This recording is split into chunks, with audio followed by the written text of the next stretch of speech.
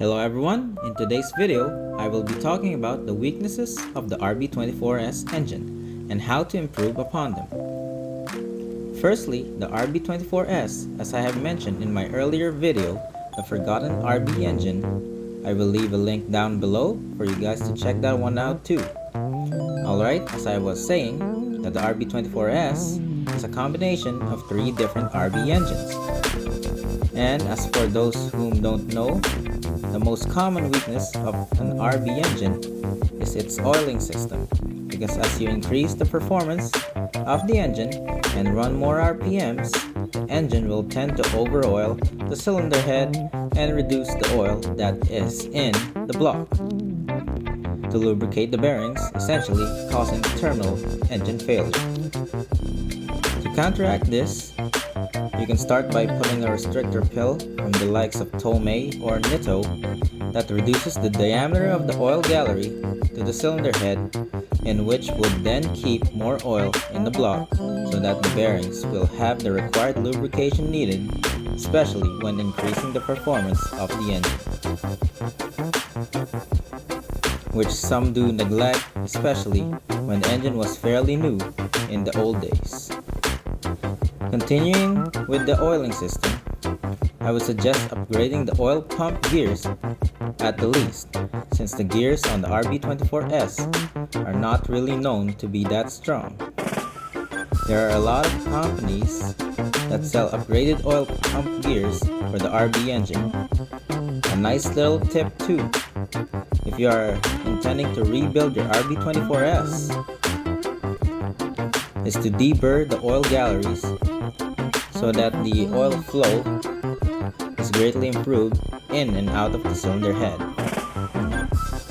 But if money is no object for you, I would suggest opting for a dry sump oiling system from the likes of Ross Performance that sell a complete kit. Number 2. The ignition system, as we all know that these engines are quite old now, and some are heading towards 100,000 up to 200,000 kilometers, and naturally the ignition system would deteriorate over time. So a budget fix for this is to get new spark plugs, wires, and a new coil to refresh the system, as the stock system is capable of supporting up to 300 horsepower accompanied by tighter plug gaps without experiencing ignition misfires.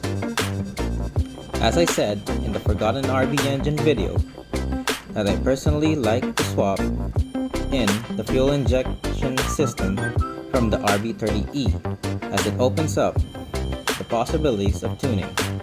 And this also holds true for the ignition system.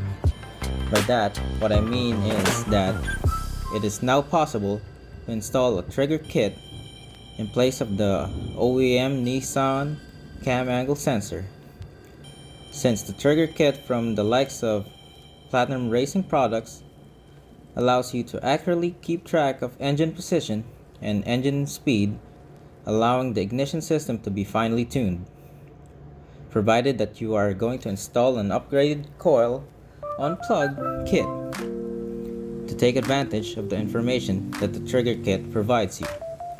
Number 3 would be head gasket integrity. This is especially true if you are intending to add forced induction to the RB24S, as adding boost increases the cylinder pressure.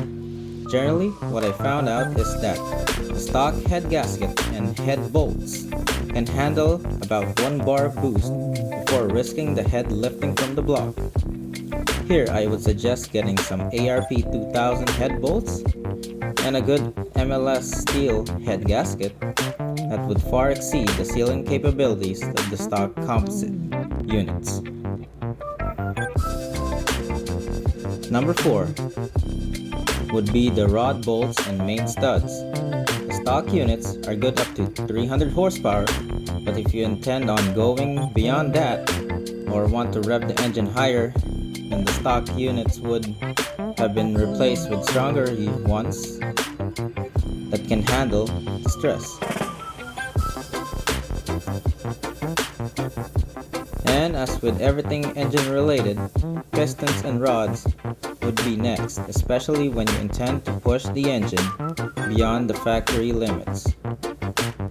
Lastly, if the engine is to be used for competition use and the budget does not allow the purchase of a dry sump system, I would strongly suggest baffling the oil pan along with modifying it with some wings as seen here to provide extra oil so that the engine is not starved of oil. Finally, oil cooling should also be considered.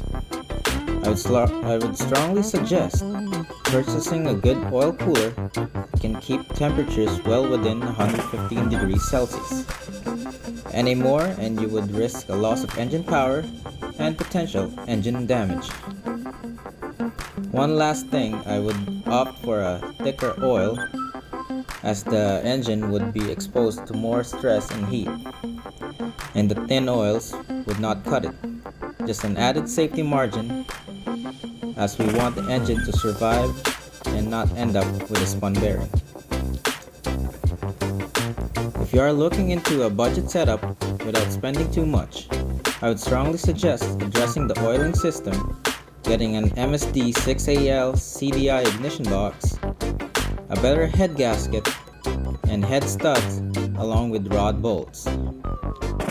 With a triple Weber carb setup, this way you can enjoy the RB24S naturally aspirated with a bit more grunt whilst not worrying about the engine grenading on you. I hope that you guys got some value from today's video. If you liked the video, give me a thumbs up, and if you haven't subscribed already, consider doing so. This way you won't miss out on any future episodes like this one. If you have questions, ask them in the comments below, and I will try to answer to the best of my capabilities.